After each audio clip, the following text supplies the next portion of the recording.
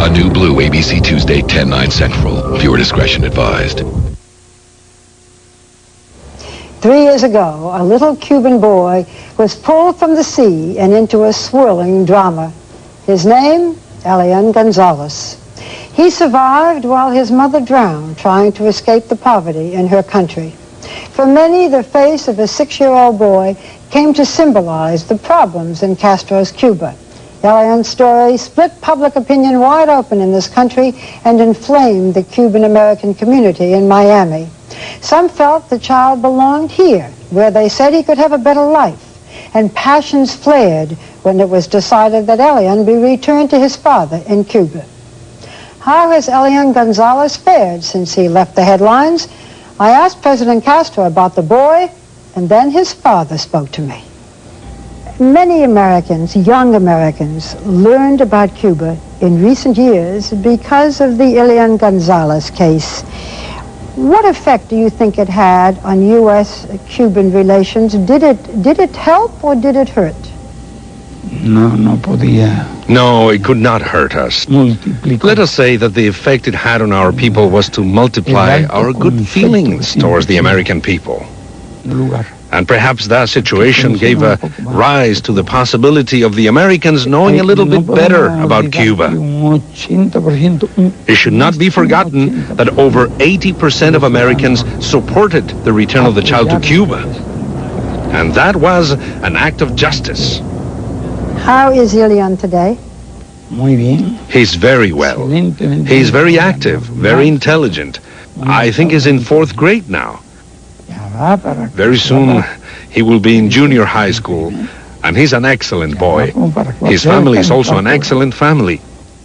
I do not know whether you have had any chance to meet him. Indeed, our earlier request to interview Elian's father had been declined. But when I asked President Castro personally, Juan Miguel Gonzales appeared the next morning. He had been whisked to Havana in a government car from his home an hour and a half away. And this is Elian today, big boy. He will be 9 on December the 6th. He's almost as tall as I am now. He's doing karate at school. He's a green belt. Does Elian ever mention America? He just remembers the wonderful people with which he shared great times when we went there to look for him, and the times we shared together in America. But he tries not to remember the bad times he had. From the time he was with the family, from the time they did things against me and separated us, he doesn't remember that as a good time. Does Elian ever ask about his mother? I have tried to keep the image of his mother alive. In his bedroom, for example, we have a picture of his mother. And for Mother's Day, her birthday, we usually have some flowers.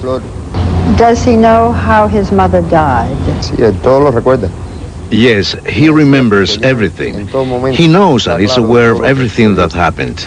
What would you most like people to know about your son? I would like them to know that after 3 years of being here in Cuba with his family, he's very happy. And that we are very thankful to the Cuban people for all the help and the American people for all the help they gave. Although his father says that Elian is very happy, the fact is that life in Cuba for most families is difficult. These old cars are rolling reminders of the American embargo in effect since 1960. Congress permitted the export of food to Cuba 2 years ago, but only for cash. The Cuban government feeds its people a Spartan but adequate diet. Nobody starves. Most basic commodities, however, are rationed.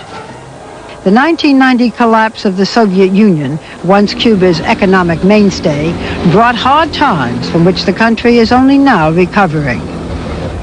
Tourism, almost non-existent when I visited here 25 years ago, now attracts over 1 million visitors a year, mainly Europeans and Canadians. This is one of several squares or plazas in old Havana, and you can see the contrast. Behind me is a building that has been renovated. It's now going to be a hotel and a restaurant. They're hoping to have more tourists here, especially American tourists, who, of course, not allowed to come here now. Right over here, you can see one of the old buildings dating back to the 1800s. People are living in it, obviously. As you can see, certainly no washing machines. When they have money, they renovate. When they don't have money, this is what you have.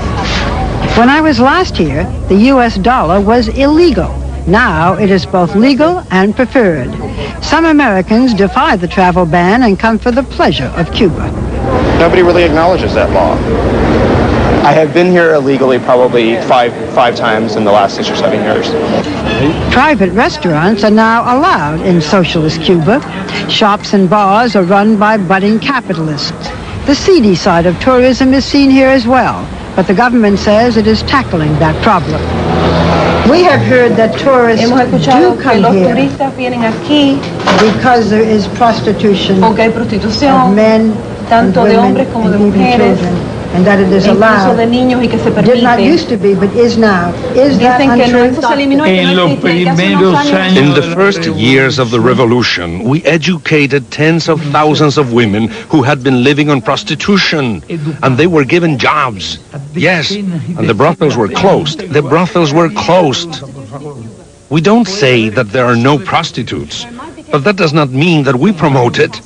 There has been no tolerance in this country, and there will not be tolerance of sexual tourism. When 2020 continues. Were we that close to nuclear war?